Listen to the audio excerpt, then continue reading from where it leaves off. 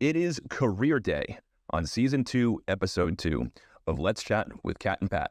As Kat and Pat, well, they debate and discuss their very different career paths. Also, Pat celebrates Kat as she has officially started what will inevitably be her first day of work.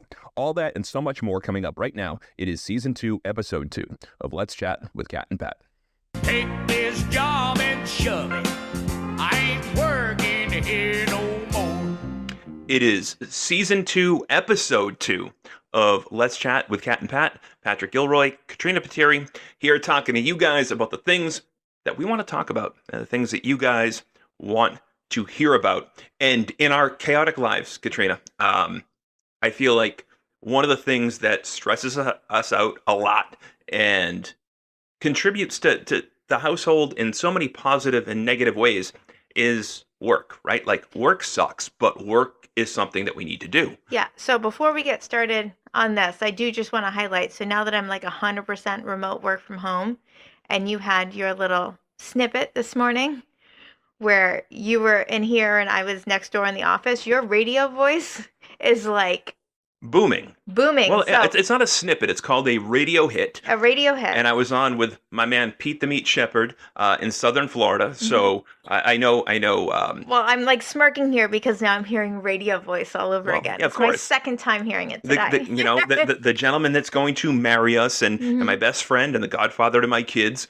Eric, lives down there. And he texted me this morning. He heard me on the radio this morning. There you go. Okay, so it pays to continue to do this. And by the way, Sports Radio 102.9 in Fort Lauderdale, they are now the terrestrial home of Let's Chat with Kat and Pat. And I did ask because they're online, it's a podcast, and it's on 102.9 FM. So I said, sometimes the episode can be a little explicit, like we'll swear. Yeah. And the FCC does not like that. No bueno. And they said, Angel, the great producer down there, said, don't worry about it. We comb through it. We've got a great production team here. And if there's a swear, it gets taken out. Like, you're good. Just keep doing the show the way you're doing the show. Don't change a thing. Well, I don't swear that often. No, I do It's you. sometimes. Yeah. I do. I get really annoyed A little sometimes. mouthy. A little mouthy. Well, sometimes you get a little bitchy, and I feel like I need to fight back, and I don't want to fight back aggressively, but just a well-timed dig with the right verbiage, I feel like goes a long way sometimes. Here's where our work professionalism, passive-aggressive comments come. There it is. That's where we learned it. There it is. So, again, a big thank you goes out to 102.9 FM in Fort Lauderdale, my guy Angel Martinez and Pete Shepherd for the partnership, of course, Kirk Minahan and the Kirk Minahan Network up here in Boston. I'd be remiss if we did not say goodbye to Jack Coleman. Coleman was Kirk's producer. He was awesome. He was the one that brought us onto the network. He got suspended for a couple of weeks for oversleeping, and he decided that this just wasn't for him. So good luck with whatever you do next, Coleman. But a big thank you goes out to him. And then Coleman set me up yesterday with my new contact. I don't know him. John from Scranton. He said, you send your podcast. Oh my God, it's like The Office. Yeah, a little bit, right? Isn't that kind of cool? It is kind of cool, but he Yeah. said, send the pod to John from Scranton. He'll take care of you. I said, okay, thank you. So tomorrow, once I'm done editing this masterpiece, I'm going to send it off to John in Scranton and see what happens next. Okay. I have no idea. There you go. I have to assume it'll wind up on the network, as always, like it's always been. But I don't know, John. So, John, it's nice to meet you, and I hope that we enjoy a similar fruitful partnership to what Coleman and I had. But Coleman's a good guy. He's just young. He's 24 years old. It happens. Everybody's starting out. Everybody does things. You don't. I mean, unlike you don't stay at the same job forever and a day. Well-timed transition there. But Coleman is 24, right? And my God, he's 3 years older than Roger. he's a baby. He's a baby, but he's an adult. So it's a funny place to be because I get Kirk's position where he's like 100%. And Kirk, by the way, he owns the Kirk Minahan show, so I know it's on Barstool. But he pays for all of the expenses, and he pays his producers $100,000 a year plus bonuses. So that was a sweet gig. So they make real money, but that real money comes out of Kirk Minahan's pocket, not Dave Portnoy's pocket. Well, and you know what? We've talked about how like the shift, and we're worried about our kids in the work.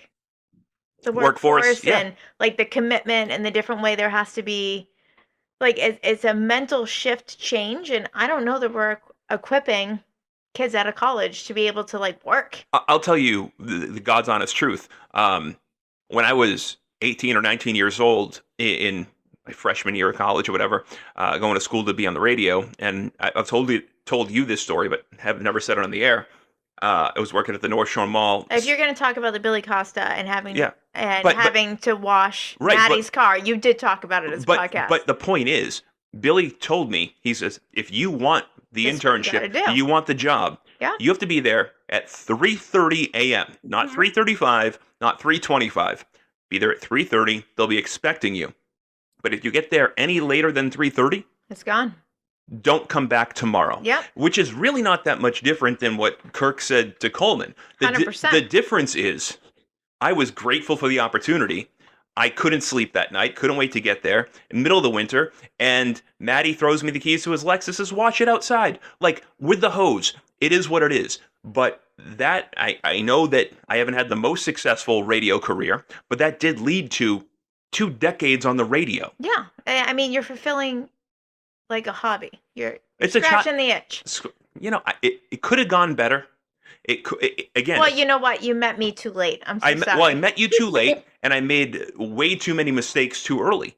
If I had gone down the path that I was supposed to go, and the path that the job offers came from, I started in Boston, which is a dream come true, but it's not real. It's not sustainable. I was a fill-in guy, a weekend guy with Jeff, and on the home of the Celtics, the flagship station of the Celtics, and their guy Jimmy Myers, who did pregame, halftime, postgame, and was well established. We've also done 25 years with the podcast. Celtics.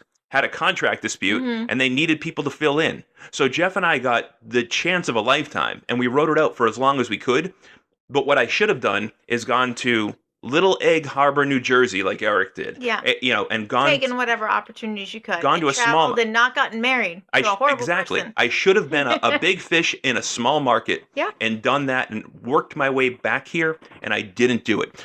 But now, 20 some odd years later, Mhm. instead of being the king of morning drive or afternoon drive, you and I are now the king and queen of podcasting and talking about life. Welcome to Lifestyle and Divorce. It is what it is. Like, I wouldn't change Yeah. a thing because all roads led me to you and to this, and I've never been happier. But it took a lot of kicks to the groin to Yeah. get here. For sure. And a lot of those kicks came from, missed opportunities, job opportunities. And I've taken a really unique path in my career, as have you. But while they're both unique, they're both wildly different. Completely. And I feel like this is something that I've wanted to talk about for a long time. But you've been in the throes of potentially leaving a really stable and good job. hmm So you go through the mental anguish of, do I do this? Do I not do this? What about loyalty? Well, the other thing is like I'm 42. Well- Like I'm changing a job at 42. Like it's not like you're changing a job in your 20s and 30s. Okay. Like it's like once you get to a certain age, it's like you're almost too old to like redo your 401k, go through all the e-learning, 401k. do through like all the stuff. Like, What 401k? Like, we're divorced multiple times over. well, I've given my 401k away twice. Yeah, I've given it away once. Yeah. And then, like, here we are. I mean, I do have some money that I rolled over into an IRA, but like, there's not many times left that you can start over. And the second that 50 starts knocking on the door, which is going to come quicker than I think, Yep. like, the opportunities to really get new jobs, like, don't exist. You need to be great at what you're doing and ride that out to retirement. Well, again, that's my big fear. I know that my company has made promises, contracts have been signed. There are things in place that should be safeguards for me. But my big fear is, my CEO is 79 years old. Mhm. He owns the company. He's a single owner of the company.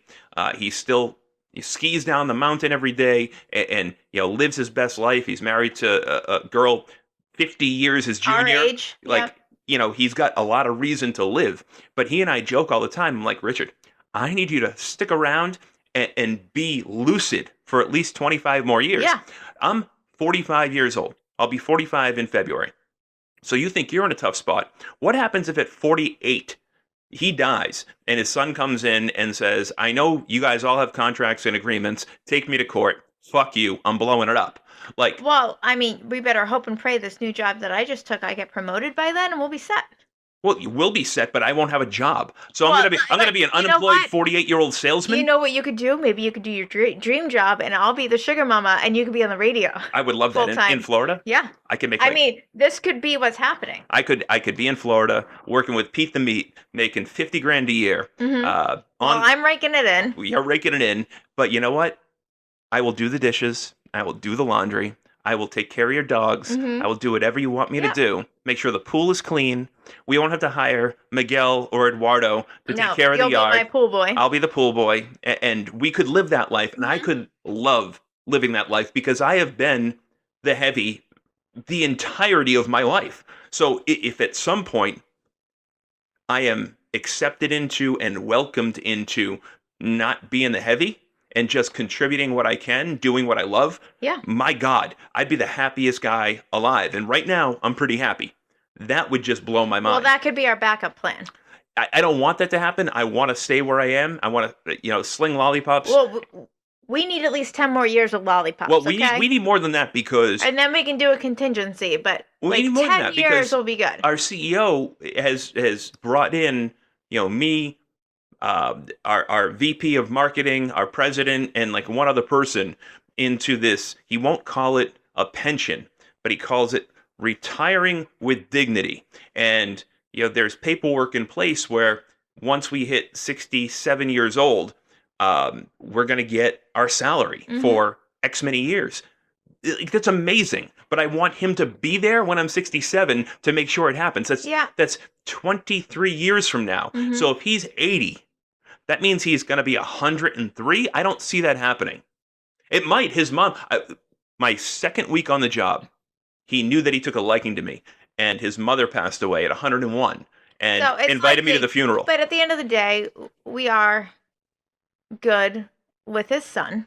Yeah, we are. And we do need to make dinner plans with them, especially now that my schedule is going to be easier. Correct. We do need to do that. I think the other thing is worst case scenario in 10 years, every 5 to 10 years, I do have a contingency with our budgets on like, what happens if we lose our job?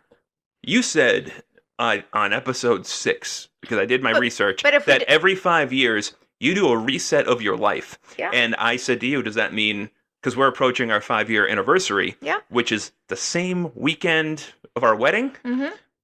That's either a really romantic, sweet thing for us to do, or it's a really stupid move on my part. Okay, so with my new job, we just talked about before we went on the air that I have every other Friday off.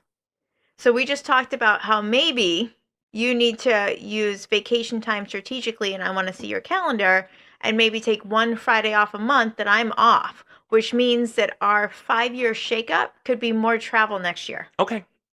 It doesn't mean that instead of Patrick, you want Miguel or No, it means, what, we can take a 5-day weekend, take a direct flight to Dublin and go to Ireland. Would you like hate going to the Jameson plant or like the Guinness plant or seeing a couple castles? No, I'd love to go to Ireland. You know that. Like It's a direct flight. we just booked our honeymoon, and in a lot of ways, I felt bad when you booked the honeymoon because I felt like it was disappointing you, and that's like the last thing I want to do. But we have this 7-day window, and Hawaii is what worked with Yeah. our timeshare, with our schedule, with Did everything. not really cost anything. So- Well, it didn't cost us anything. Right, exactly. We're going to Hawaii. Going to It cost Hawaii. us nothing. And what island? Somebody asked me today what the island was, and So we're going to Maui. I said the better island. Yes. I didn't know. So we are going to Maui, but right now I am looking into, I would like to spend 2 days in Honolulu. One on the front, one on the back, or two at once, or what do you Two want to in do? in the beginning or 2 in the back, only because I want to go to the Royal Hawaiian where they filmed Murder, She Wrote, Magnum P.I., Hawaii Five-0. Like, it has been... No, the Golden Girls was there. I looked it up. Yeah. So I want to spend 2 days, and we are spending money and getting Marriott points to spend 2 days to stay there. And I don't care. Like, we're in Hawaii. I want to take advantage. Well, and again, Hawaii is a bitch to get to. And it's a bitch to get home from. But we've got that small window every year, and it's the only window where we can do something like this.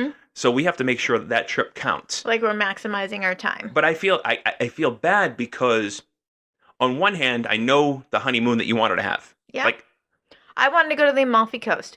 That's not going to work out in February. it's not the right time to It's go. not an option. You want to wear your parka out there, like well, and everything's closed. It's Yeah. a miserable experience. So then we pivoted, and like the Caribbean, we had the option to go to St. Thomas, was it? St. Thomas, St. John, St. Kitts. We had a couple of those options. Like the U.S. Virgin Islands. Right, but I wasn't able to convert our timeshare points in time. And now everything's completely booked because obviously it's the place that everyone wants to be. What I would tell you is our 1 year anniversary, we'll be spending it there. Okay, that works Okay, for me. That's where we're going. I'm not complaining. So then what was available was Hawaii, and it was because they had the volcano eruption, but everything is now repaired, but everybody's still scared to go. But like Hawaii, I feel like is like the stereotypical, this is where you go on a honeymoon. Yeah, it's a great honeymoon. And you know, some of the happiest couples that I know went to Hawaii for a honeymoon. Right, and we're gonna do a helicopter ride. We are. We're gonna rent a Jeep and Look for waterfalls. look for waterfalls, and I already found Dolly's the sports bar. 1.5 miles away from where we're staying, where we can watch our Celtics games so we don't have to miss a beat. It's beautiful. And I can't wait, and I'm the luckiest guy alive. But part of what makes this work is the fact that we both contribute essentially equally to the financial picture of our family. Well, our honeymoon, like flights and hotel, as it's booked right now, didn't cost us anything. When we stay the extra 2 nights in Honolulu, that will cost us. When we rent the Jeep and we do the excursions, that will cost us. Okay, it's your honeymoon. But it's our honeymoon. It's your third honeymoon. But No, it's your I've- third. I've- It's your no, third it's and your my- last. It's my third marriage. I've actually never had a honeymoon. You have. You've had 2 honeymoons. So the first honeymoon was where we were last weekend on the Cape. That we didn't even spend the night. No, again, don't confuse the listeners. We spent the night. We had a great No, night. I You didn't- you were magical that No, night. I didn't spend the night on my honeymoon. Okay. I had a shit fit and I lied because I was pregnant. And we got there, we ate, we left. But we didn't stay. But it was your planned honeymoon. A motel with a TV with bunny ears with the Red Sox on is not a honeymoon. I have no control over the choices that you made 20 some odd years ago. Okay, and then You went to Aruba. I had a destination wedding, but we had one room with a pull-out couch with our 2 children. Again, Not really a honeymoon. choices that you made. I get it, but an actual honeymoon where it's just 2 people going to have like a ton of fun and celebrate the fact that you just got married. Yep. Like we're doing that, and So- we're doing it like 5 weeks after we get married, but that's when we can do it. And 5 weeks after is not that bad. I know that the I feel like a lot of professional people do it that way. you have no choice. Like Yeah. the thing we see on your Hallmark channel and everything else is like, oh, they get married, real life. they get on a plane. Yeah. That's not real life. We've got to fit the wedding in a way that works for us and works for our schedule and works for the very few people that were invited. And we so did, far, we're 100%. we've done a great job with Yeah. that. But there was no way to have that weekend and then leave that weekend and have it go into the honeymoon. And there's a variety of reasons why, but the primary reason why is like we could get the time off from work. That's not a problem. If I had gone to my ex-wife and said, "Hey, can you keep the kids for an It's extra a couple hell no. days because I just got married and now we need our honeymoon?" It's a no. If I have that conversation with her, she's going to court and saying, "Okay, they're married now. Is that a dual income?" Like, Well, she already, it's She- a double jeopardy. She can't come after me for my money she can't, anymore. She can't do it again. Yeah. I know, but that's going to be her initial instinct. Right. Like, not only will she not help us, That's also a hard no. it's Yeah. a hard no. Hard So no. you've got to wait 5 weeks. Mm-hmm. I hope that I don't. But we're only going to pay when we stay in Honolulu. And then what we would pay as a Marriott member and what we would pay as a discount with my new job, I would save us $300 so that I can totally justify us going. You can. You know what? It's not going to cost us any more. But we've already done all the right deductions for tax return season, and I'll have our taxes filed so that we'll get that money back, and we're going to spend our tax money on our honeymoon, so it's already worked out. But it's not going to cost us any more for our honeymoon versus our traditional February vacation that we have Absolutely with not. kids. No, it won't. And it's going to be a far more exotic location. Well, it's just that, we are probably going to pay a little bit more for like a helicopter tour. And I really do want to go on like a yacht, a catamaran, something like that. Those are 2 excursions that we're going to spend a little extra on. But like, I mean, where we are, how do you not? But we're not going scuba diving. God, We've no. agreed not to do that. No, and where we're staying, we can already go paddle boarding, kayaking. It's all included. What was the A only luau is included. what was the only question that I We had? got to do hula dancing. Yeah. I'll hula, but I'll hula for a pig roast. And we're going. My first question to you when you said, this is what I want to do, this is what's available, Yeah. are you okay with it? I'm like, yes.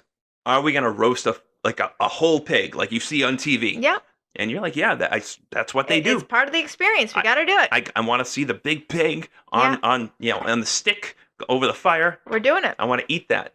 I'll be the guy that takes the nose. I don't care. Like, I just want to eat What the pig. I will tell you, though, is that we're going to get Maui pizza at the place where we can watch the Celtics game. So we're still going to be able to fulfill that where everywhere we travel, we try out a new pizza. We have to. We're going to be able to do that, too. I We found the place that has 41 different sports channels with satellites so that wherever you're traveling, So when the you can Celtics see are your on, game. we'll get to go see the game. I think they said they had like 71 TVs. Well, I mean, we're going in February, so it's like prime time. It's prime time. It's right around the All-Star break. Like halfway through the season, games are going to matter. I'm looking forward to it for a multitude of reasons. But part of me also wanted to look into: are they going to be playing Golden State? Are they going to be playing the Lakers? Oh, if they're do out, a stopover and we'll go to a well, game? the schedule. If it's not out, it's coming out like it's next coming week. out. Yeah. No, I've been like waiting on it. It's. I know that some of the national games have already been released. I don't know if the full schedule's out yet, but we should look into that because coincidentally, if they play the Lakers, the Clippers, the Warriors, or the Kings, we should probably make to a do stopover a stop in California and then fly home. Yeah, or on the way back if they're playing one of those teams. Yeah. Yep. Yeah. So we can tweak it and update the people accordingly. But again, we couldn't do this if we weren't equal partners in this relationship. Mm-hmm. And while we're equal partners in every way possible, from you complaining that you have to empty the dishwasher in the morning. So I've started making sure I run it at night if it's at least halfway full. Forgot to run it last night. No, it wasn't halfway full. It wasn't. I asked you. I did ask you last but it night. was full this morning when you left. No, but that's because I brought up all the stuff from our last room. night. Yeah. But so, you didn't run it this morning. Okay. Again, we had a conversation. I know. And then I asked you last night what I should do, and you said no. Wait. But 9 times out of 10, I have been running it at night. And then when I say to you, when you are so sweet and you scratch like my upper shoulders, my back, or like the back of my scalp to wake me up in the morning, I am so grateful that I don't have to wake up to a blaring alarm clock. You gently wake me up with my second favorite physical feeling in the world. And it's amazing. So then, despite the fact that I don't want to, I always say to you, you still like wine. You're like, no, it's not. Well, no. Your first question is what time it is. 7:45, and then no. Don't. It's not 7:45. Today it was 6:50. It was 6:50. Oh, was it and yesterday you were up at like 4 a.m. Well, that was because I was nervous for the And then you got my new pissed job. at me because you woke me up and you were like, you somehow got angry at me. Well, I skillfully. It wasn't that skillfully. You woke me up. I snuck out. I went to the dryer. No. I put on workout clothes from the dryer But at 5 a.m. because I couldn't sleep. But I was so nervous about my new job. The cute part of this. So then I'm like, oh, I'm gonna go into my office and I'll like work out. Yeah. And I didn't pay the mortgage on Friday, so I'll pay the mortgage.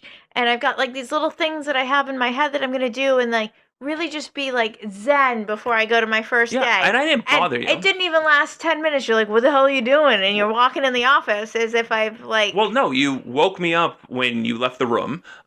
You weren't that quiet going in the dryer. And I assumed you were going to the bathroom upstairs. Like, I assumed that, oh, she's got to take a poop and doesn't want to do it down here. So she's going to go upstairs and be a pretty little girl and do it quietly. And then 15 minutes goes by. Restless sleeping. I wanted to run on the treadmill. And I am. Sue me. But at that point, we had friends over the night before. That left at a reasonable hour. They did, but we had a good amount of alcohol, and I did not. I actually nursed it. Okay, well, whatever. My mouth was dry, and I sucked down my. You needed a second Gatorade. I needed a second Gatorade, so I went upstairs, got my second Gatorade, come downstairs, and all of a sudden, I know I turned all the lights off in the den and in the office. I know I did. Because I'd yell at you for the electricity bill. Yes, exactly. So, but all of a sudden, all the lights are on. So all I did was quietly walk in here. I see you at your desk at 4:50 a.m. Paying our mortgage. Whatever you were I wasn't mad. I was like, "What are you doing?" And you're like, "Well, I can't sleep. I'm up." And I was like, "All right, love you, bye." But you literally said to me, you were like, "Why are you here?" I'm like, "What?" Well, if I can't sleep, like I want Should I have to not have sleep. checked in on you? You would have heard me walk by. Yeah. You would have been pissed. Why didn't you come say hi to me? Like, Well, it was like I wasn't even gone for 10 minutes and I'm you already like woke being me up. fun. You woke me. I Well, wasn't. and I never usually wake you up. Like you're usually not up. You don't think I was nervous for you going into Mhm. Monday? I don't know. Of course I was. Like, I have been. Your last job has been so. I've been terrible. It's been so difficult on you. And no, don't say even terrible. Well, You like, were terrible for a while, but then when but the job sucked so I bad. ca- It I put me in called such a bad mood. I called you out on it a couple times, but then other people did too. Your father did, Mhm. friends did. Yeah, You did a really great job because the job you did the best that you it was could, taking me out. but you did the best that you could. You were not only trying to maneuver things around to make it work, then you were like straightforward with your boss, not once, not twice, but three times. And this boss is a boss that is underqualified, overhired, and desperately needs you Mhm. for everything that he does. And every time he would give you the right answers, he was humble, he was apologetic, and said, I get it, Kat, I get it. I'll do better. And then 3 weeks goes by. Not even 3 weeks. It would be like 10 days.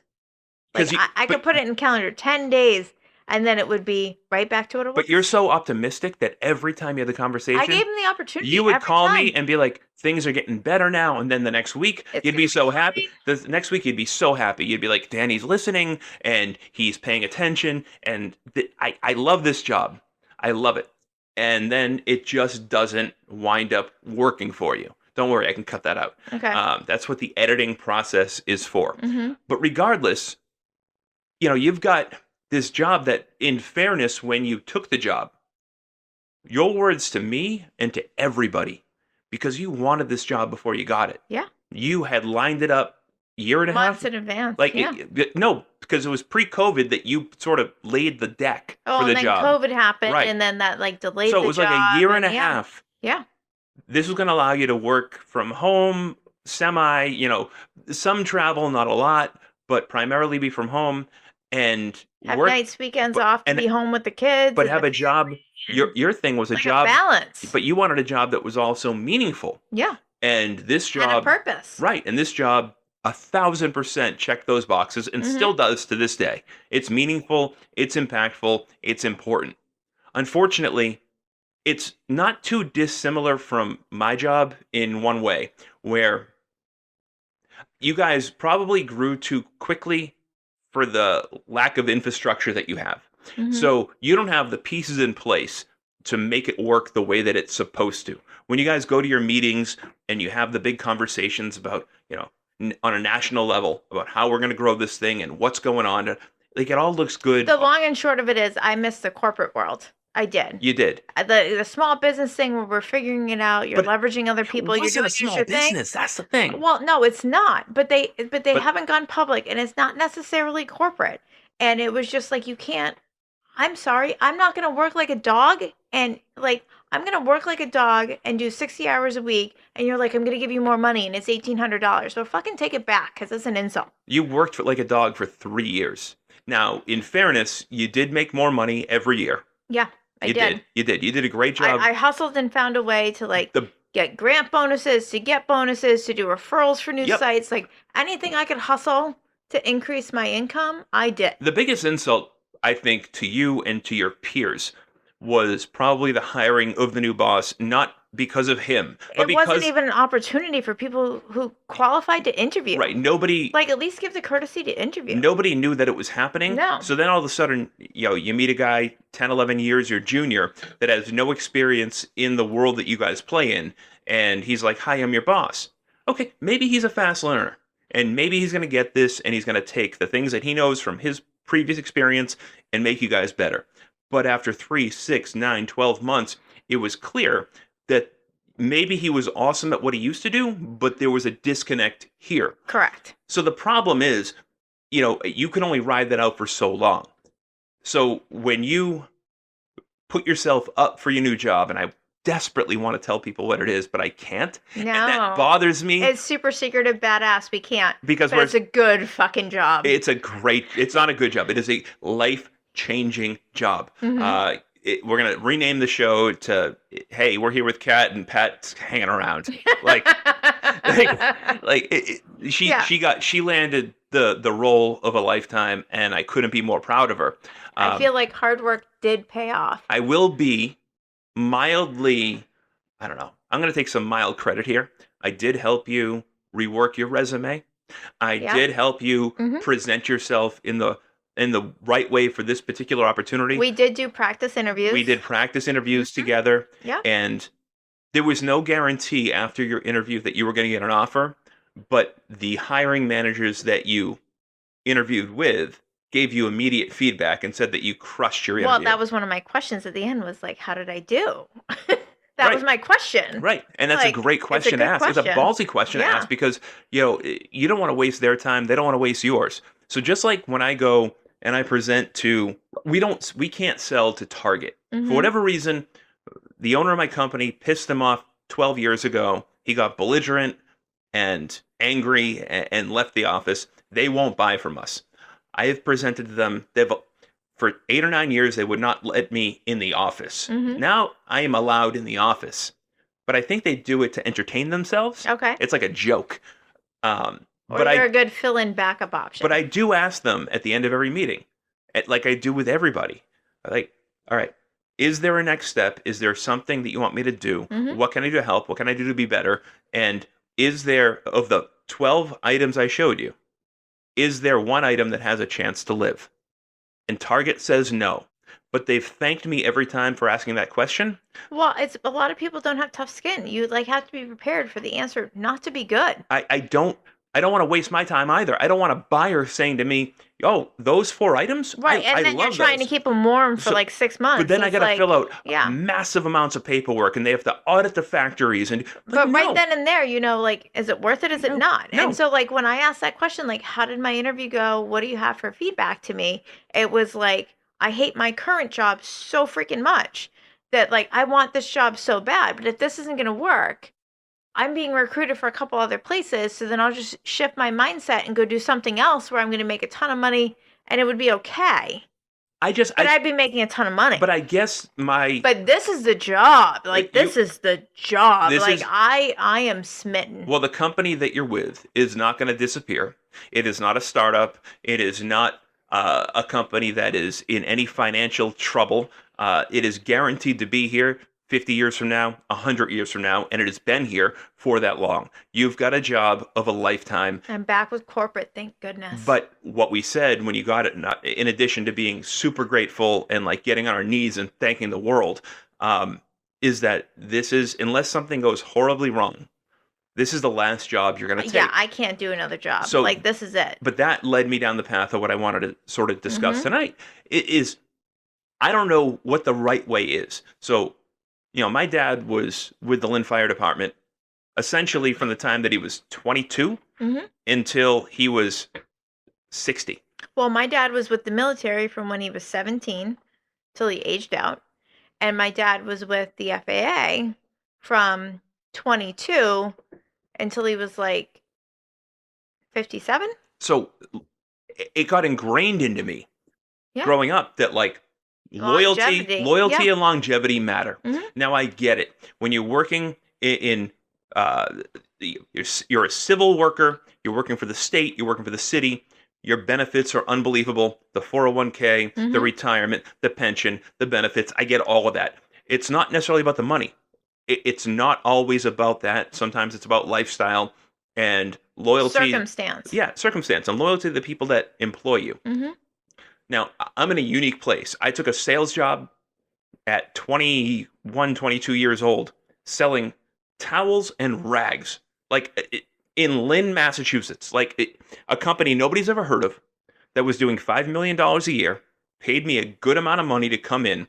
But the goal of that job, I was going to school for my master's degree. I had had my bachelor's. I was a teacher.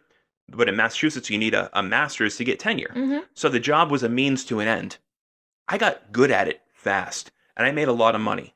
And then, unfortunately, I got married, had Caitlin. Like things like life happens. And the money was necessary. The money was necessary. So at that point, I put teaching on the back burner and stayed there. I wound up staying there for 11 years, and I struggled with leaving. So at that point, I had moved from Lynn to New Hampshire, and instead of a 5-minute commute to work, I was commuting sometimes 2 hours, to the point where my last year there, the morning traffic from where we are to where they are, it should be a 45-minute drive.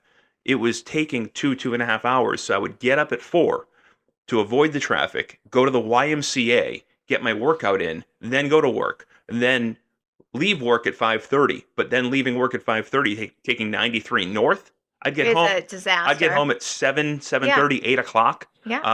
And in the summer, sometimes 8:30. It was a nightmare. Mm-hmm. Especially with Thursday, Friday. Right. Yeah. So it killed me. Through circumstance and through good salesmanship, I sold the candy kitchen that my company works with, food grade wipers, and the guy that runs that facility in Ohio fell in love with me. And he called our CEO and said, Mm-hmm. do whatever you have to do. You have to hire this guy. From the day that I got the phone call with the first offer until the day that I accepted on Halloween 2013, it was a 6-month process. I struggled with leaving my job. Not because they weren't offering me more money. And mind you, the commute, I went from 2 hours, 2.5 hours to we live off exit 3. Maybe 15 minutes? Not even. We live off exit 3. 15 minutes on a snowy day. On a snowy day, Yeah. yeah. They're off exit 2. Like, it's probably 4.5 miles. And a jump. It's right Have you there. ever training for a marathon? You could run there and Run you could back. run home. Half a marathon. No, Yeah. run there. If I was doing it, training for a marathon, where you got to do like 22 Yeah. miles to get to the 26, I could 1, 2, 3, 4 times. Like, it's not. And then it turned out like the CEO lives a mile and a half from us. It just made sense. Well, you also used to sell rags to the barber shop that his brother ran. Well, I sold his brother. So Towels. salon towels. Jerry the barber in Swampscott, Massachusetts. He's been there for 100 years. He's an institution. So then he got involved in the whole process when he heard that I was in the running for this job. So then they blew me away with the initial offer. And it was more money than I was making, considerably more. And there's no state income tax at this point. So how do you say no? I said no. Not once, not twice, 3 times. I did not want to leave. I loved my job, and I felt like I owed something to Larry. Like Larry is Wonderful. to this day, without Larry Gropin, I am a failure in life. He taught me everything that I know today, and he saw something in me. So then he invested in me and got me the sales trainings, and I went from He was a mentor. I went from a guy that could sell, ice to an Eskimo to a professional salesperson that could make a career out of it because he invested in me, and in turn, I made him money. That's the way it should work. Absolutely. So I struggled leaving. To the point where I think when I first met you, remember I went down and I talked to them a couple times. Yeah, you did. I had lunch with. Well, because he was selling the business and everything, Yeah. and then you felt like bad, like maybe was he selling the business because you left, but it was really he wanted to retire, and he's in Florida. Yeah. So he's somebody that when we move down there, we're going to regularly see. And I still, quite regularly you connect with him. I went down. Wasn't it like a week or two? Like we were just text Yeah. messaging with him, like Yep. when we go to Florida at the end of the month, like maybe we might get lunch. I went down and met with his president, Valerie, who's been with him since she was a college intern. She's now 50-something. Like, that's the longevity. That's the loyalty. I met with her at the beginning of the year, right after my hair transplant. At the time, there was no results to show. I feel like I need to go back down because Look at me now. Well, they sell to like 4,000 salons around the country, and they send out postcards. Look at like you. they send out old school postcards with a picture of Larry's now deceased father, who's just Well, you know awesome. what? If Original Gourmet doesn't work out, honey, maybe your next career is in hair transplant salesman. It could be, but this postcard is amazing. Larry's now deceased father. It's so funny. He's got white hair. He's like a cartoon character, and he's in front of a rag cutting machine, and it says need work. Call today. Like, meaning we nothing's going on here. This old man needs to work. Mm-hmm. So my idea was, let's send this out to all your salon customers, and then for every referral that becomes a customer, there's $100 for your marketing budget. And Okay. she loved the idea. Unfortunately, she was like, I need a before and after picture. Right. In January, there was no after picture. Now there is. Now there you is. got a full head of hair. Now there there you is. go. But I guess my point is, honey, But I think the biggest thing is it's networking. it is networking. But who's doing it right, or is there a right way? Because we try to advise our kids all the time on life and on what to do. Well, I got a referral for every job I had. I knew somebody every time. Every job I've gotten is because I knew and worked with somebody, and it benefited me. If you read the articles that are on LinkedIn, or read the Business Journal, or whatever, the average sales career is 2 to 3 years for the job, and then you go somewhere else. Mm-hmm. I feel like I've overachieved in sales, and I spent 11 years at ERC. I'm going on year 12 with Original Gourmet.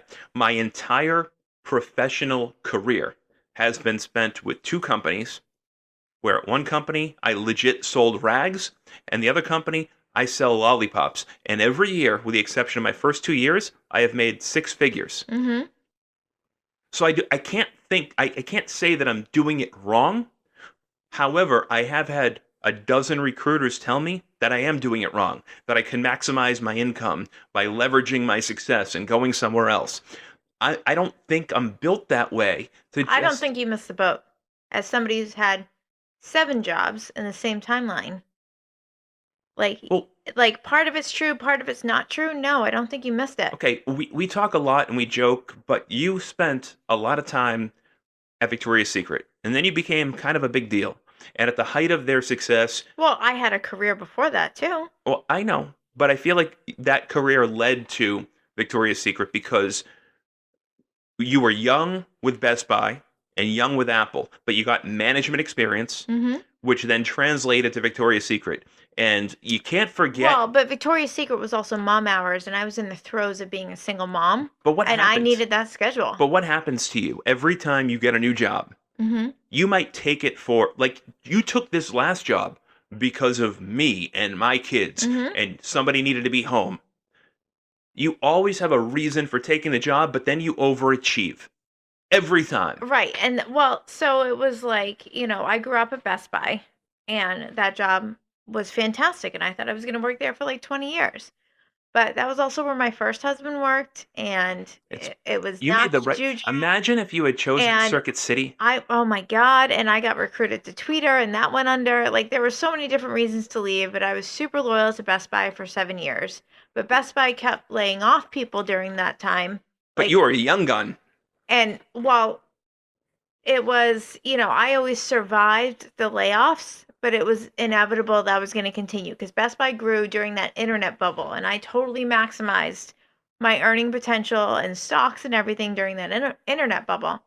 But my ex-husband, who wasn't my ex-husband at the time, was still working there, and I didn't want to work at the same company and get divorced and do all that whole thing. So somebody I had previously worked with there, I had good work ethic experience with, recruited me to Apple. That was in the early stages of Apple, before iPhone, before iPad, before iMac. I got to work at Apple through that whole piece. That is when they first started opening the retail stores. Oh my God, and I made stupid money at Apple, and I loved Apple. But I was a single mom, and I had a nanny, and I wasn't able to be home. And one of my But you could afford a nanny. I feel I like could afford a nanny. I feel like that is that's the explanation point that you need in that sentence. You could afford a nanny because right now, But the guilt of right how now- much I was wait, missing. we cannot afford to board our one dog right now, so we have to bribe the children into coming here when we go away for a long weekend. But Well, this is because I have chosen the children. okay, you afforded a nanny I afforded 20 years nanny, ago. and it broke my heart, and it was really tough because a lot of my shifts were 10 to 6. Where was Hey, your totally sucks. ex-husband? Where was Dad? He wasn't really helping that much then. His parents were. But that wasn't the nanny. Was the No. nanny? You weren't paying grandma. No, the nanny was Monday through Thursday. My God. So, anyways, but you had a really good jumpstart to your I career. had like the opportunity of a lifetime, but it didn't allow me to be a great mom. But I feel like Victoria's Secret is where you came into your own. Well, so one of my peers, his wife was a district manager for Victoria's Secret, and they were on their second time around. They actually live here in Wyndham, and Why haven't we talked to them or like hung out with them? We've made so many friends here the last few you years. know, Like, I don't know, but I'm sure they would probably. does she still have like you the so you've got, just so people know, you've got your walk-in closet that you hate. Yeah. You've got multiple dressers, Mm-hmm. but then you've got one dresser that I love. And this is the dresser with all the stuff that came from Victoria's Secret. And you haven't worked there in a long time. You know what? Her Be- parents passed. She got a huge inheritance. They have one of those like $1 million Okay. homes on the hill by the high Whatever. school. My So she's probably got like the closet that I would drool my over. favorite dresser is the one where it's clear you spent a combined decade with your 2 stints there working at Victoria's Secret, because you got a little bit of everything. And I enjoy you in lingerie. Mm-hmm. And to this day, I feel like you just started running out of like the first time around stuff. Well, so back to the work piece of it. She was divorced. She was a single mom with 2 boys, and she got promoted to district leader. I was working with her now new husband, and he said, "You know what? Maybe this is a better fit for you, being a single mom, doing this. I see you struggle. I see you have a hard time. Like, you should talk to my wife." And I took over her store, which ended up being an amazing career move for me, and I made stupid money at Victoria's What Secret. store was that? It was a Rockingham Mall. Okay. But I grew the business so much that then we became 2 stores. And then I started opening. We also. What happened when Pink opened? Like, did you run Victoria's Secret and Pink? In one location, and then it blew up so much, so then we opened a second location. Okay. And then I moved from there to the Pheasant Lane Mall, and we did the same thing. And so, like, I was just like a gold mine to selling bras and panties, which is just completely ridiculous. Yeah, but how did you go from? We're talking about, and I get it. Like, we live in New Victoria's honey, Secret was all women. I had mom hours. but It we- was wonderful. We live in. I got to be a mom But and we- make money. We live in New Hampshire. Yeah. Okay, it's probably the least sexy state in the union. Like, Mm-hmm. it really is. So I feel like to sell the stuff that you guys sell, because you still enjoy wearing that stuff all these years later. So a couple times a year, you know that I'll go in, I'll shop for you, I'll get you things there, and it's not cheap, it's expensive. Well, And I understand. Wait, I understand why most people will go to Target or Walmart and buy their bras and panties. you couldn't really do that then. But now you can. But I still Which continue. is probably why Victoria's Secret's not doing well now. But back then, like, that was the place to go. Like, I had big boobs. The only place I could buy a bra in my size was Victoria's Secret. So, but I guess I'm confused. Yes, you ran multiple stores in the ugliest state in the country, and you did well Well, there. I did the North Shore a little But bit too. how did you get invited to? Because at the height of Victoria's Secret's power, on, like, I think it was ABC or Fox, like, but every year I looked forward to, as a 25-year-old fashion man, shows, yeah. the fashion show and the angels and And then the height of what Victoria's Secret the was. lingerie book would come out for Christmas. You were there Mhm. for all of them. You showed me pictures 2 nights ago. Like, I got to earn for top performance. So we performed so well with like gross margin, conversion, happy customers, reviews, different things that I won the opportunity to go and participate in dress models at fashion shows and go to different exotic meetings. And like, I won a couple Tiffany's bracelets. did you ever get to go to Jeffrey Epstein's island? Oh, God, no. No. But you were invited. No, I was never. No. You're No. too old. Yeah. If you had had a 14-year-old sister. No, the closest thing I got to is I did win an event where we were supposed to go to New York City and we were supposed to have a spa day and we were going to go to Tao to eat for dinner. And he was supposed to come by. Epstein. Epstein Of was course he supposed to was. come by. But Roger had a terrible strep throat and I had to cancel and couldn't go. It's probably good for you. Oh, it was totally good for me. What about Trump? Was Trump around for these No, things? but it was that type of thing where, like, if my kid got sick, I could handle it and still make stupid freaking money because I never got child So why support. did you leave? Because when Roger got to middle school and I was working a holiday season and I have like the microphone on, I'm wearing a collared shirt and a skirt and, you know. And a bralette. No, I was wearing a very sexy bra because it was a very sexy launch, so I had a little push up, and I'm You wringing out. wait.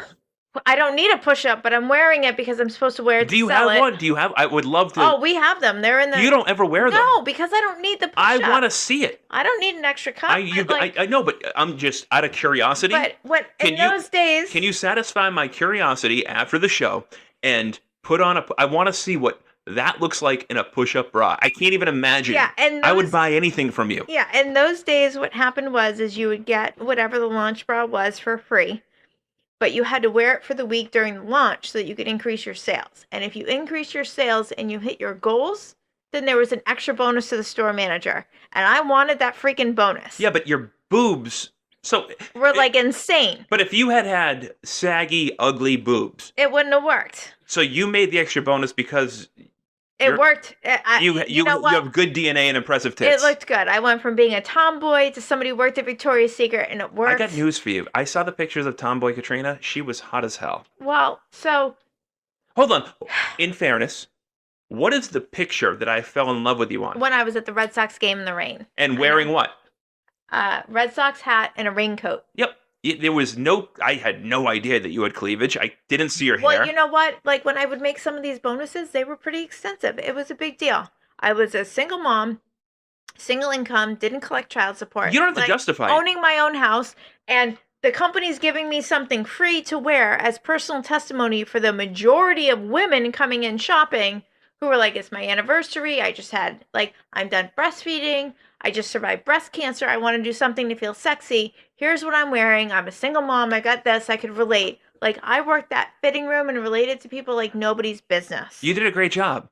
So I'm But curious when why you left. I had to hop on the register and I had to ring out because it was a holiday season and we had like a huge line and I didn't want people to be upset in line. I wanted to get them in and out and happy and I wanted all that conversion. And I was wearing my walkie-talkie and my very sexy bra and my Oxford button-up shirt and It was unbuttoned. it unbuttoned a little bit because No, you had it unbuttoned. You didn't wear an Oxford No. shirt. You had it to maybe the second or third button But an because extra you wanted to see the black bra under the white shirt yeah. with the boobage, So right? you so know me. But what happened is where the walkie was like clipped on, Did the it unbuttoned an extra button, and I was like wrapping the stuff Did your in tits tissue fall out? paper. It didn't fall out, but it was a lot more cleavage than I was showing. And I was checking out Roger's Friends, and I was like, I can't sell bras and panties anymore. why?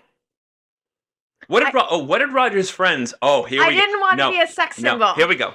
No, but at that point you were. Right. So, So it was in the height of high school football, and I was Roger's mom Right, to no, that like what- Fountains of Wayne song. Yeah, but Instead wasn't- of Stacey's mom, it was Roger's mom at the football bus. I want to know what Roger's friends were doing at Victoria's Secret. What were they buying? They were shopping with their sister. so buying. wasn't something written about you in like the stalls at the school too? Yeah, I was on the hot mom list. You like that though? Come on, Like you're I was. smiling right now. Oh, it was just. It's embarrassing. And You're so, still a hot mom. Now but you're I- a hot dog mom. But at the end of the day, I'm smart and I bring a lot more to the table. And I didn't want to be a sex object. And now my son's getting his license and he's driving. So like, what's a job that I can do with more substance? So you actually, this is where you and I, the connection really first starts, is we were probably in a dozen of the same places for a couple of years. I totally sold you lingerie to buy for your ex-wife. You- Yeah. 100%. That's not where I was going. Mhm. When you went to the glove place to Bob Dale and you sold to the military, and you Oh. went to all those trade shows, I was also there Yeah. with my military contracts. Misconnections. No, Yeah. no, I never bought my ex-wife lingerie. My ex-wife did not wear lingerie. My ex-wife was not sexual. She was not sexy. She actually had a really foul odor. I totally sold you bombshell perfume. You probably Maybe did. you were trying to make the smell go away. You probably did. I did buy her perfume because it smelled so bad. hmm If I were a betting man and we went to her house right now, she probably gave it to Caitlin and it's Mhm. probably still full. Mhm. Like she never wore it. She never wore it. She was not fun. Anyways, back no, to you the work you topic. brought her into it. Yeah. I was bringing it to Bob Dale, like because we've had so many shows about Oh, so misconnections. the trade shows And like and the different flights. we were in the same places at the same times a dozen times a year, Well, and I love that job. selling to the same customers, And that was the the time military, that was government. like the Yep. height of my career. But my dad got sick, So you had to take care of dad. So and you I left was the hopping job. on a plane every week, I guess and what I there struggle was with. no work from home then. I guess what I struggle with that is, and maybe I'm just super lucky. When my dad got sick in July of 2018, and then he died in January of 2019. Hmm. I missed a ton of work because I had to take him to all his appointments, and then the last 3 months it was bad. And this is pre-COVID. There's no working from home. They just said to me, "Take care of your father, and then when you're done with that, here's your home." But they Well, never cut my paycheck. They never hurt me. My bonuses weren't what they used to be. But as far as what I brought home every week, and maybe this is part of my loyalty problem, is they invested into me to allow me those 6 months. well, I think the biggest thing is two things. One is you knew your dad was short term. My dad was long term Yeah. assistance. Yep. And two is family medical leave in New Hampshire sucks. I didn't take FMLA. No, but like I didn't even have an option. I didn't know that was a thing until It was 6 weeks. It's not enough. It's 60% of your pay. I don't even know what it completely is. blows. I've never once Like, applied for it. It's not even an option. And it was like, when I had Roger, like maternity leave in those days was a joke.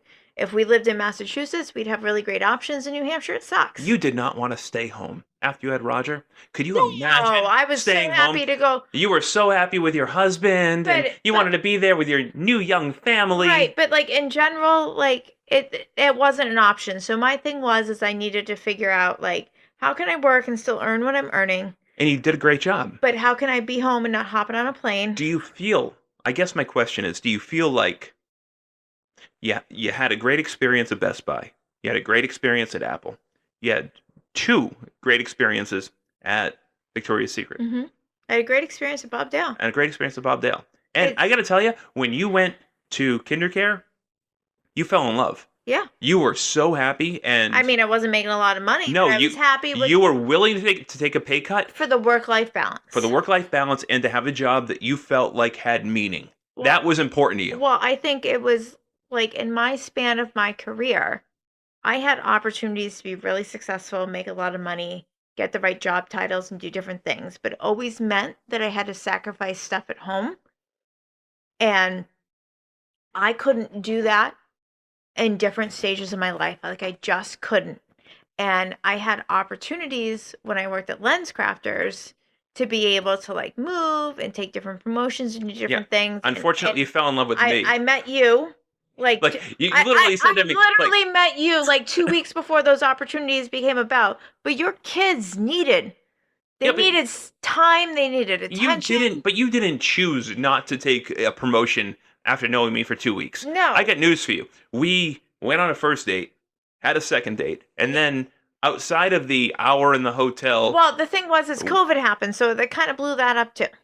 It did. right, the opportunity wasn't there. But you talked to me about it. You were like, the opportunity to go to Texas, go to Yeah. Florida, go. Yeah. And your son at the point, but I couldn't leave him yet. You couldn't leave him yet. You had to see if that opportunity was still there a year from then. Right. And then COVID happened, and then we did the remote schooling, and your kids were so broken.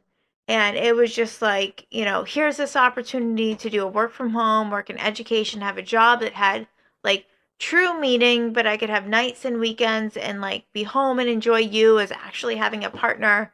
And I was like, you know what? I don't have to have the big paycheck that I've always had because now I get to be a dual income for the first time, but then I get to have the luxury of time with you. Say that again. You get to be the so you are probably one of the 5 or 10 prettiest girls in New Hampshire. And that, I don't know if that's saying a lot or not, because New Hampshire is the ugliest state. Or that you're biased. No, I'm not Yeah. biased at all. Are you serious right now? Like, okay. I don't care how successful your turns were at Victoria's Secret. They were not taking you to the fashion show and then putting you on a fucking pedestal with the angels and saying, you know what? She doesn't belong there. No, you belonged there. That's why they took all those pictures. Well, I And a lot, dressed them all. Yeah. yeah, but you looked like you belonged there. I was short. No way. No way. You ever heard of a pair of heels? All right, like you're fun. Like, are you serious? They could be basketball I players. guess I don't look at you as a short person. Yeah, no, I'm a little shorty. A- My as basketball somebody- career ended in high school. I could never be a model. As somebody that was married to a 4'11" girl, I'm tall. I don't. I am you- tall, I've never 5'4". once looked at you Yes. and said you're short. Yeah. What do I? To this day, we're almost 5 years in. Mhm. To this day, when we go to bed on like a non-sex night, Mhm. and you're just in your PJs, Mhm. and I turn over and I hug you and kiss you goodnight, and I put my hand on your legs. I'm like, you have the sexiest, longest legs. So like, Mhm.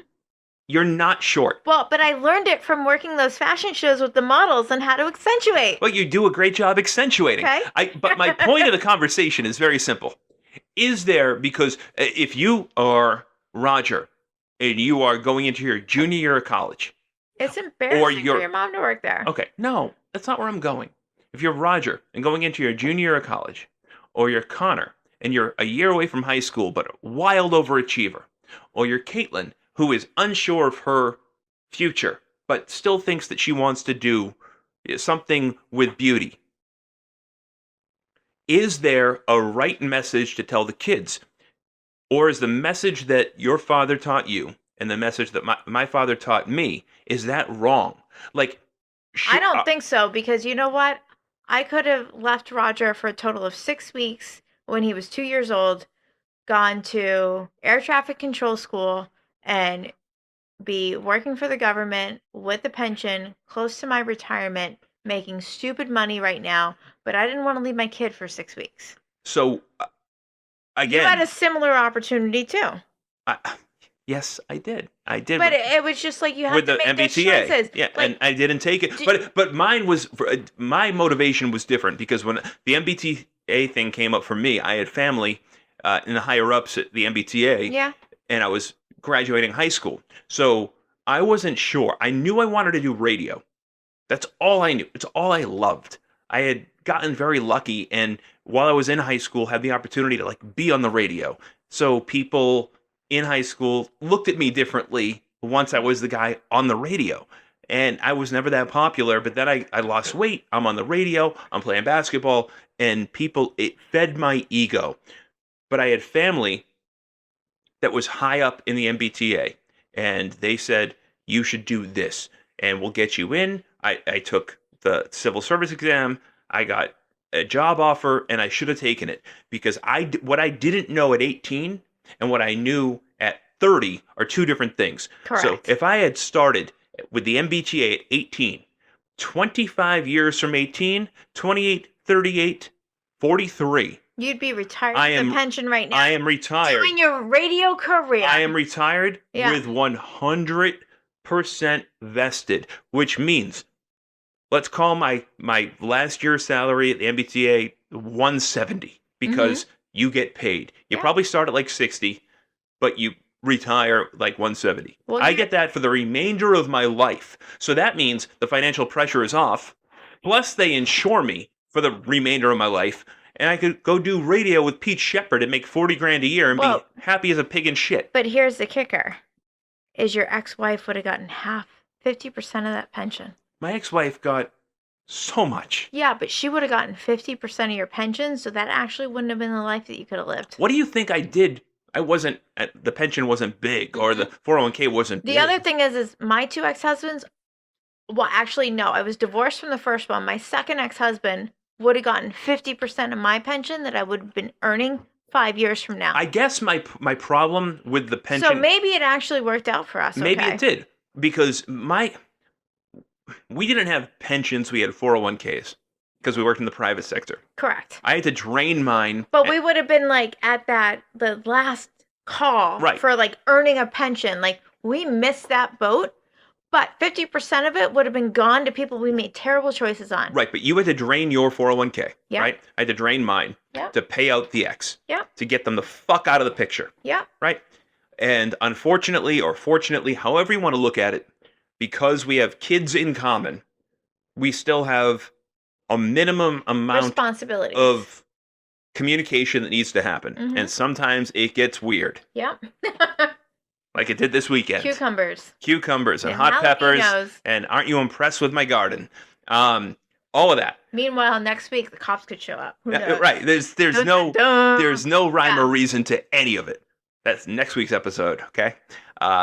Well, you know what, honey? I might be able to hold a full-time job making a decent salary, but I can't grow shit in our I garden. don't care about that. But you know what? Your ex-wife can grow in the garden, but you have to pay her. What is the better scenario? You know what the better scenario is. But I save at the grocery store. When I buy cucumbers at the grocery store, I'm buying them when they're on sale. I can't grow them, but I can buy them at a cheap price. I can earn the money to buy them. I did a mini garden this year, like in honor of my father, because he was great with a garden. Yeah. And we had a picture of my dad out there with a garden. We did. And you know what? I bought, because we're on such a budget, I bought the cheapest things I could put in the garden. But the tomato plants were your dad's favorite, from But what you they told were. me. My dad makes some good sauce. My dad grew like the big giant steak tomatoes Mhm. to make this. Like they were expensive, so I bought like a lot of like the cherry tomato ones. Mhm. I didn't know if I could grow them or not.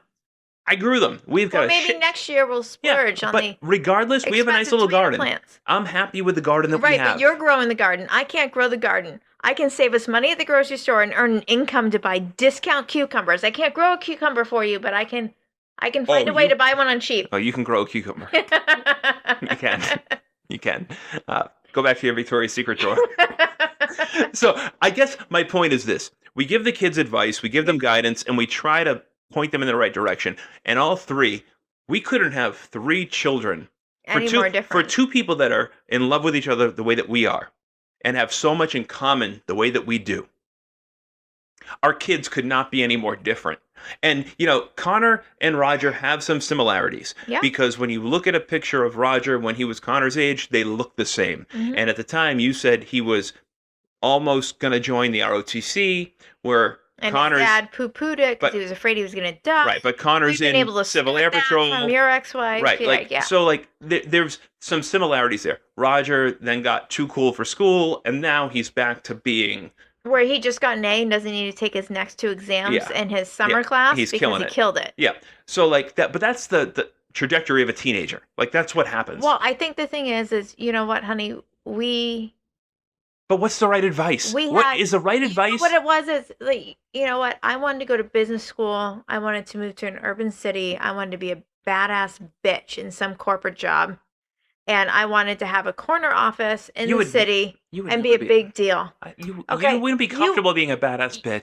I was a bitch in those days. You're I too would have nice. loved being a badass bitch. You're I am too- you're humbled too- over the last 20 years. You did not know me then, but I was unpleasant. Is that why you said on episode 1 during Misconnections Like, you wouldn't have liked me. It wouldn't have been okay. it wouldn't have worked? No, like the person I am today and the person Yeah, but I you was at, married like, Big 17. Roger. I got pregnant on accident. You let him fuck you. I was drunk and don't remember it on Super Bowl. You never punished him for it. Well, I had So to- that bad is that badass? No, I had to assume the responsibility for my actions. But anywho, I thought I was going to be like living in Boston with some corner office, being a badass bitch. With a baby Bjorn? No, I didn't think I was going to have children. Oh, is your There's phone my ringing? son. And then You already denied him welcome to the house tonight. I did. And then, I don't know, maybe he's going to call and ask for money now because he was too pleasant earlier. And then you wanted to be on the radio, okay? Yep. And then life hit. All right, so then you went to school to become a teacher, and I went to school for business to still work in the corporate world, but in New England. But I made crazy money in retail and rode the wave.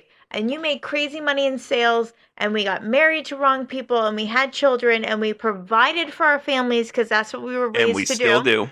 And we still do. But when we had the Your opportunity, ex-husband had a chicken sandwich tonight, courtesy of your money. 100%.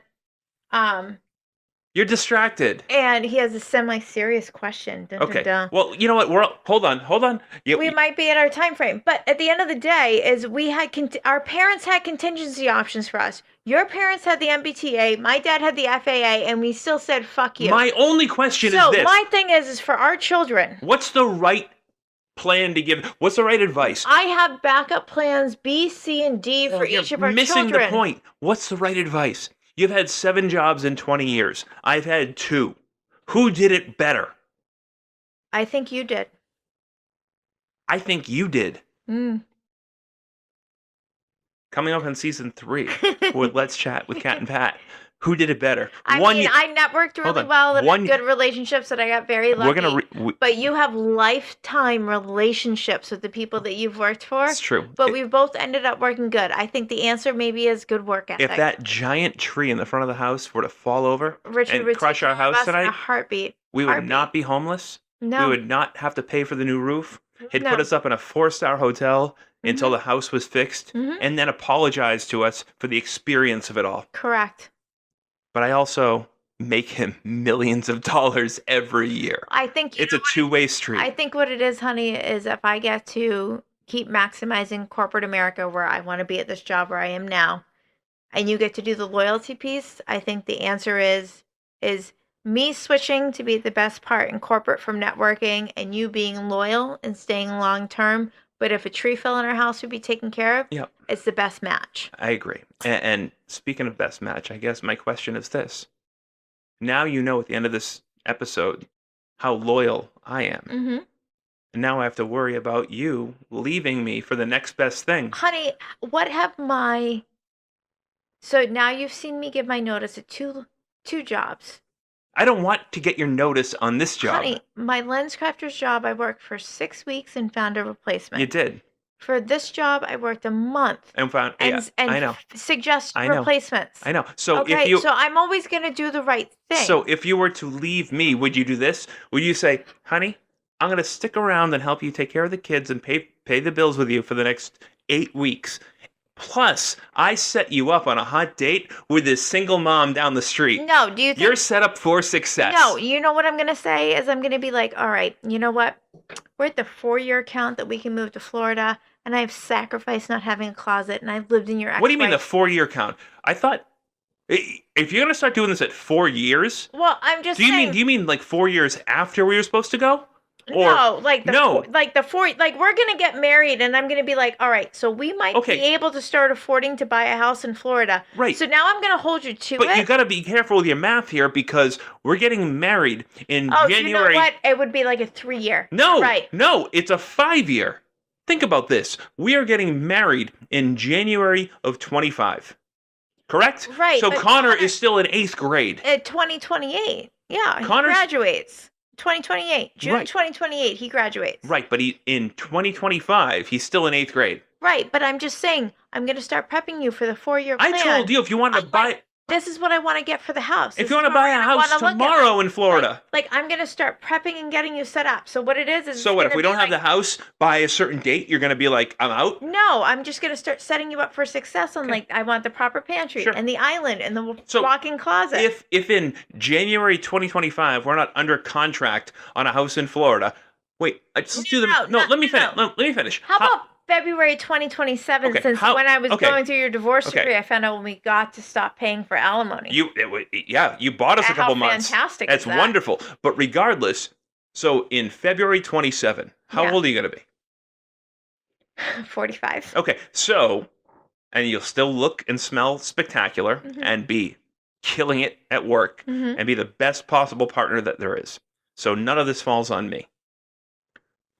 Based on the way that you started the show today about not wanting to leave a job at a certain age, yada, yada, yada. I'm going to be happy to leave a house. How about that? Can I just finish my thought? Or you want to finish it for me? I'll shift. Okay, you can shift.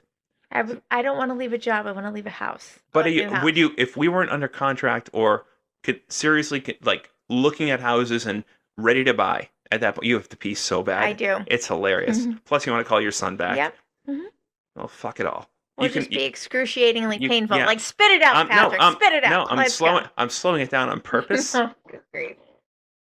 So agony. What's not fair is that you put me in that position because I told you if the right house became available tomorrow, we can buy it. And you know that we can. But so don't put that on me. Buying it then. But are you telling the listeners that in season 7 of Let's Chat, if we have not been under contract on a house in March, April, May, June 2027, you're going to start a new podcast Cat's single and looking for love. Here's what I'm saying is that every time I've left a job for a better opportunity, and I have plot and planned and taken my time. Every time you left a man, it's been for a better opportunity. Is to get there. Well, you know what? I'd like to leave for a better house and have a better house opportunity with features that I want. So I want to keep the job that I have and retire at it. What about the man that you have? And I want to keep the man that I have and die with that. But I would like to. I don't want to die. I'd like to. Well, we're gonna die someday. No. But I would like to shift my focus on. I'd like to have the aspirations of upgrading and getting a house with the things that I want in it. That's what I would like. You can go pee. So, can I shift my focus to a house and not a job and a man? You can shift, but you can go pee. You can say goodbye. Mm-hmm. Bye, cat. Like, leave the show. It's fine. You got to call your son. You got to go pee. You're shaking like a leaf. Yeah. I will say this. Maybe not next week, but I think in the next couple of months, Connor's going to join for a segment because he has completely educated me, informed me, and shown me all these websites of these drugs that are going to become available in the next 2 to 3, 4 years. Grief. We're the longevity. Yeah, we're living to 150, 200 years. We briefly talked about this, but I don't want to live till like I'm 100. I'm okay to die in like my 80s and 90s. I am. No, if you're 100, but you're like a 60-year-old, you're not going to want to die. That's my point, and that's what the point of the. Okay, but I do want to die in the house that I want with the proper pantry and the proper closet and the extra bathrooms and the garage is attached. Okay, with the freaking kitchen island. I don't think that's too much to ask for since I actually work and earn an income to contribute to that. I just bought you a third diamond ring. We're not even married yet. Yeah, third diamond ring to hold me over for the house where I have a closet that falls on me every 6 months. I bought you a third diamond ring. So if you want the gift that you're supposed to get at a 50th wedding anniversary. Well, we're probably not going to make it 50 years, so she get the ring now. Take the pills that Connor talks about. Oh, good grief. All right, goodbye. Goodbye. That'll do it. It is Season 2, Episode 2. Let's Chat with Cat and Pat. Find us on 102.9 FM in Florida. Find us as part of the Kirk Minahan Network. And, of course, find us on iTunes, Spotify, Google Podcasts. And if you like what you heard, please tell your friends. And the longevity pills? I think they're real, so nobody needs to die. You can listen to this show for the rest of your life. And if my son is correct, that life could be a long time. So we'll continue to talk to you next week and every week beyond. My name is Patrick Gilroy. Her name is Katrina Pateri. Bye-bye. His job and shoving. I ain't working here no